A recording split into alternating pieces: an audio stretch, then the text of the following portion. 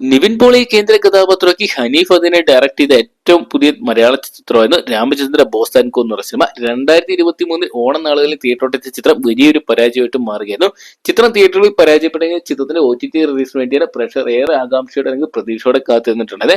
ഇപ്പോഴത്തെ ചിത്രത്തിന്റെ OTT release സംബന്ധിച്ച അപ്ഡേറ്റുകളൊക്കെ പുറത്തു വന്നിരിക്കുകയാണ്. അപ്പോൾ അത് വീഡിയോ നമ്മൾ പങ്കുവെക്കാൻ പോകുന്ന ഈ ഒരു അപ്ഡേറ്റ് ആണ്. അപ്പോൾ വീഡിയോ ആദ്യമായിട്ട് കാണുന്ന സുഹൃത്തുക്കളാണെങ്കിൽ പുത്തൻ പുതിയ സിനിമാ വിശേഷങ്ങൾക്ക് OTT അപ്ഡേറ്റ് ഇപ്പോൾ തന്നെ ചാനൽ സബ്സ്ക്രൈബ് ചെയ്ത് നോക്കുക. നിവിൻ പോളിയെ കേന്ദ്ര കഥാപാത്രമാക്കി ഹനീഫ് അദീനി ഡയറക്ട് ചെയ്ത ചിത്രമായിരുന്നു രാമചന്ദ്ര ബോസ് ആൻഡ് കോ എന്ന സിനിമ. മമിത ബൈജു ആയിരുന്നു ഈ സിനിമയിൽ നായികയായിട്ട് വന്നിട്ടുണ്ടായിരുന്നത്. ഗായൻ എന്ന് പറയുന്ന സൂപ്പർ ഹിറ്റ് സിനിമയ്ക്ക് ശേഷം ഹനീഫ് അദീനി നിവിൻ പോളി ഒന്നിച്ചെന്നൊരു പ്രത്യേകതയും ചിത്രത്തിനുണ്ടായത്. എന്തൊക്കെയാണ് വമ്പൻ പ്രതീക്ഷകളുമായിട്ട് എത്തിയ ചിത്രം ഓണനാളുകളിൽ തിയേറ്ററിലെത്തിയിട്ടും യാതൊരു ചലനവും സൃഷ്ടിക്കാതെ ബോക്സ് ഓഫീസിൽ ഒരു വലിയ പരാജയമായിട്ട് മാറിയിട്ടുണ്ടായിരുന്നു. ഏകദേശം ബിഗ് ബഡ്ജറ്റാണ് ചിത്രം എത്തിയിട്ടുണ്ടായത്.